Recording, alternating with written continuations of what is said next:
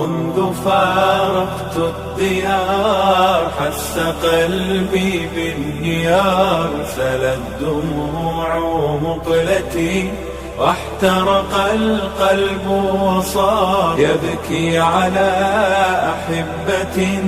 جلستهم ليل نهار، فالدمع بلل أعيني والقلب أحرقته نار الفراق أحرقت